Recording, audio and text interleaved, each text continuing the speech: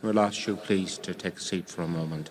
Now, I'd like to invite my cousin Rory to speak to us about his mum, my Auntie Carmel.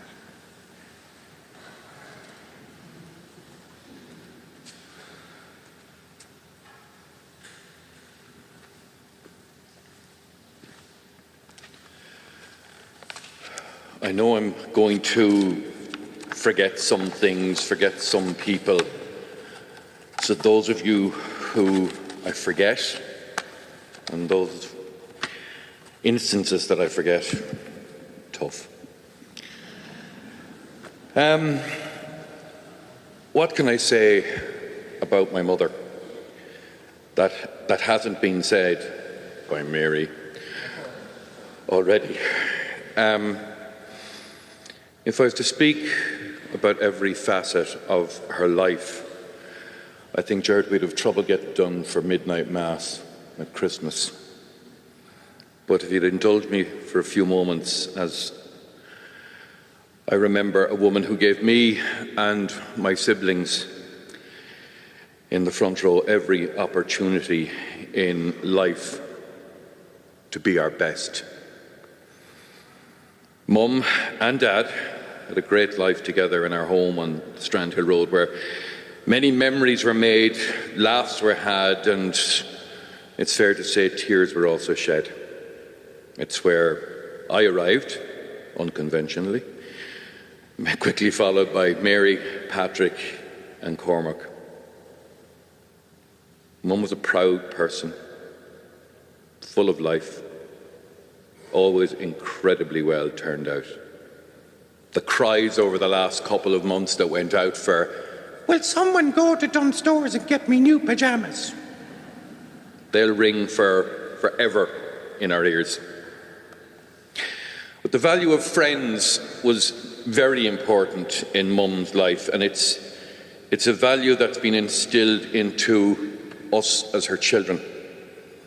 The warmth and affection that we felt from all of those friends that filed through our home last night in Kevinsford, it means so much to every one of us. Some we laughed with, some we cried with, shared jokes with, hugged. But every one of you that visited us last night and every one of you that is here today means so much to us. Friends growing up in Mum's life, especially where we set up home on the Strand Hill Road, that meant so much to Mum. Grace McDonough, our next door neighbour, whom we lovingly knew as Mother Grace, because when Mum and Dad were off at the odd social event, which they were keen to go to, they liked it. Grace McDonough was our second mother, sadly, no longer with us. Ita Nicholson, Carmel Gray, who Mum was incredibly upset with when she passed, Anne Power. And I would like to particularly welcome a woman who is sharing in our grief, but is going through her own grief journey, and she's here today. Margaret Ryan, who is a very special friend of Mum, who I met at the doors of the hospital only a couple of days ago while I was going in and she was coming out. It's lovely to have you here, Margaret. The friend circle continued in Mum's life, and that theme ran in Mum's life when we moved to Kevinsford. The community in Kevinsford is second to none. And as I looked back this morning at the speech given by Patrick at Dad's funeral, he remarked heavily on how much the local GAA club, St Mary's, played in Dad's life. Well, when Dad passed, they didn't step away. Mum loved kids. She loved having the dog walkers calling every evening.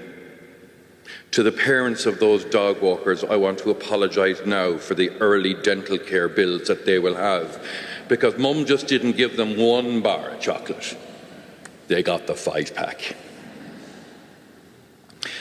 Dogs were a very special thing in Mum's life. Living at the bottom of Lark Hill on the Strandhill Road, well, they were never going to last as long as Mum.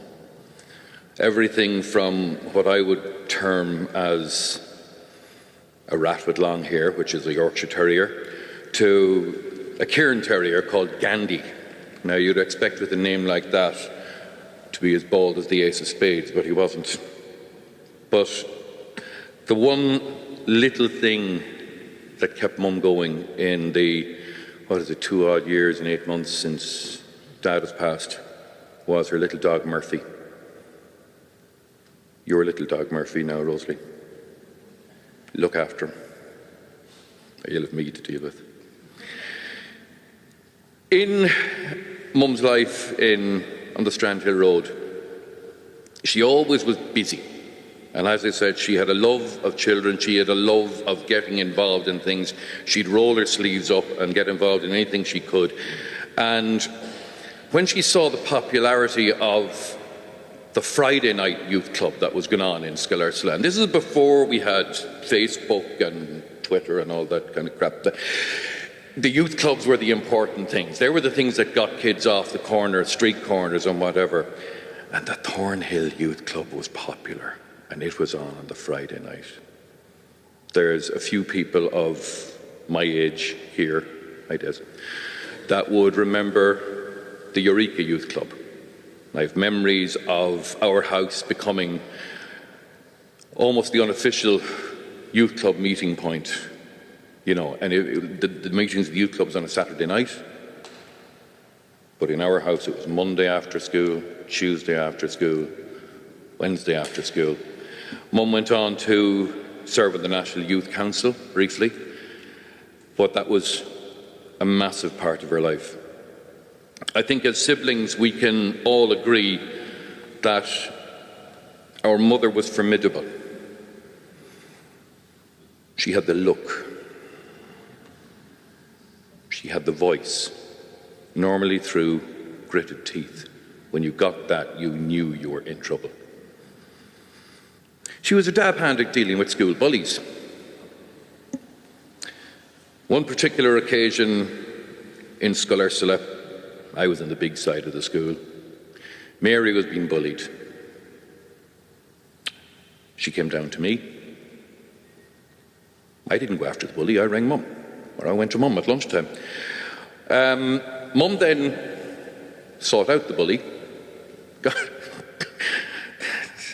got him by the scruff of the neck, and said, "You do that again, and you will not have your parents to deal with, you will not have the school principal to deal with, you will have me to deal with. And if you're here now, you can come out."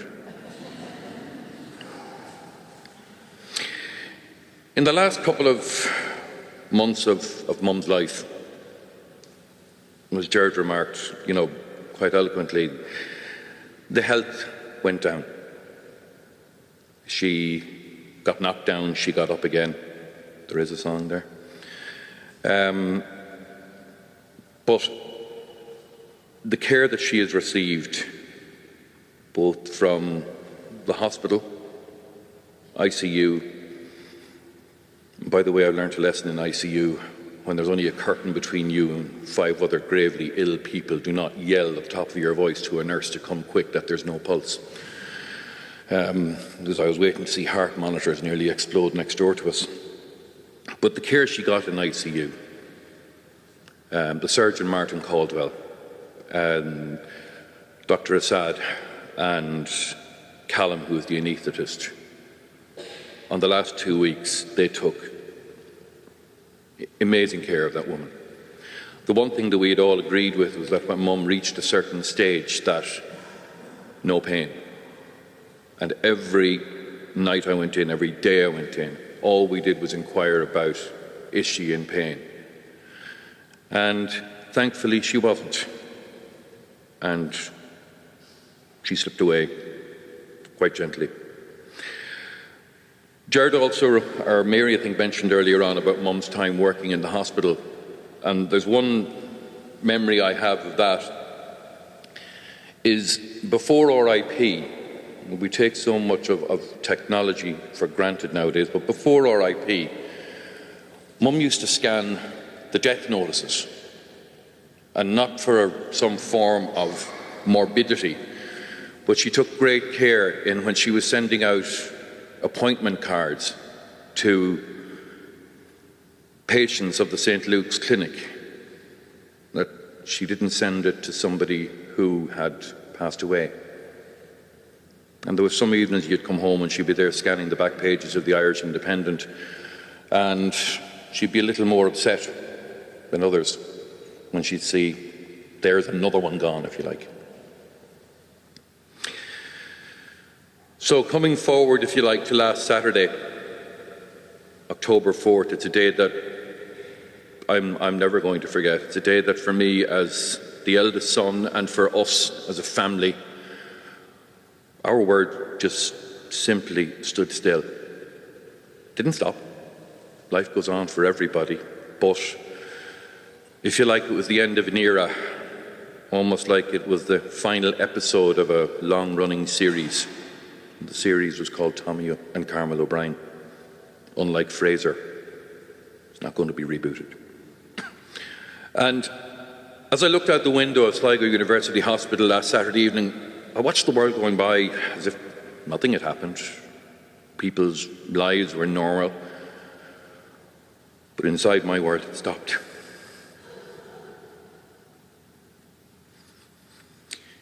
It reminded me of a song from 1962 from Skeeter Davis called The End of the World. It's a song that is about, we'd say, a relationship breakdown and somebody losing, someone that they loved, but it can be transposed into a kind of a grief situation as well. There's 4 lines of that song I want to share with you, and it goes simply like this. Why does my heart go on beating? Why do these eyes of mine cry? Don't they know it's the end of the world? It ended when you said goodbye.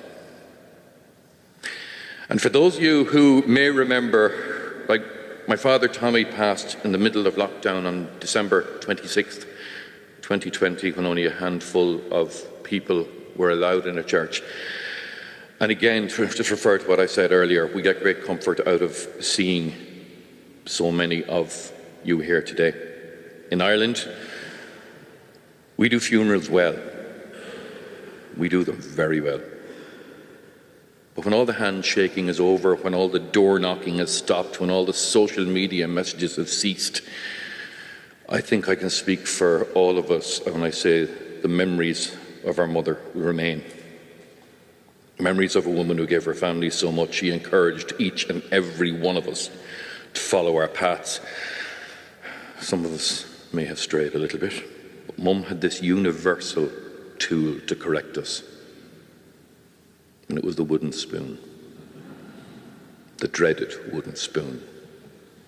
The left cheek of my rear end was red so often with it. And as I look down at the front row at my 3 siblings, if I was to read their minds, I can see Mary probably saying, he didn't get half enough of it. I can see Patrick saying, for God's sake, Mary, shut up. And I can see I don't know what I can see Cormac saying.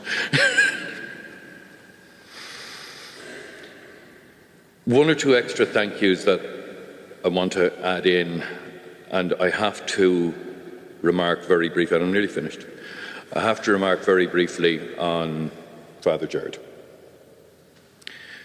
Over the last couple of years, Father Gerard has officiated at every family funeral. Every one of our aunts, he has been there. The level of respect I have for this man has gone through the roof, especially when he officiated at his own parents' funeral with the same amount of dignity that he has shown us. And Gerard, as a cousin, I cannot thank you enough. Thank you. Final thank yous. Actually, if there was something I missed, I want to go back to it if you don't mind. Last night when people were coming through the house, probably one of the hardest things that I found about last night was 2 of Mum's little surrogate daughters, her carers, Rachel and Natalia, and them handing back the keys to the house. Thanks, girls. In this era, if you like, of modern technology, streaming has become a very important part, I think, of a funeral. It allows families to share back the moments and things like that at the end of it. And I would like to thank Karen McMullen and Darren McMullen, who's back in Belfast pushing buttons at the moment, and to James Conlon for what they're doing here today. We're watching it on the iPhone there, and it is marvellous. And Gerard, unfortunately I don't have as highbrow taste in poetry as you, but I have found something, a couple of verses that I'd like to share to wrap up. Look up to the sky, now tell me what you see. A cloud, the moon, possibly the sun. Many answers there will be. When I look up to the sky, I'll tell you what I see. I see my mother, and she's looking back at me. She tells me she didn't want to leave us, but it was time for her to depart. It was the hardest thing that she had to do, and that it was breaking her heart. She tells me we mustn't be sad, but finally she is pain-free. She's found her place in heaven, beside our dad, Big T. She'll always be there to guide us, and when we feel we've lost the way, she'll always be there to comfort us, and wipe those tears away. She'll always be there to share our joy and laugh at the jokes we make. In order to feel her presence, only a little imagination it'll take. She may be the form of a butterfly, or simply a floating feather, or hovering over us like a busy bee, or I hope not like today's weather. You've all come here to say farewell, but for us it's not goodbye. For if we want to see her, all we have to do is look to the sky. Sweet dreams, Mum. And for those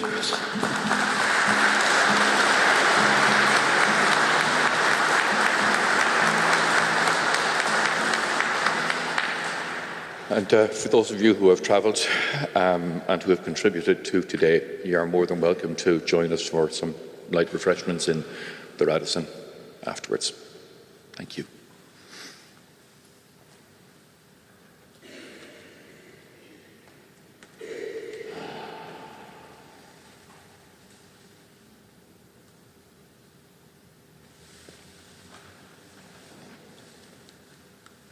And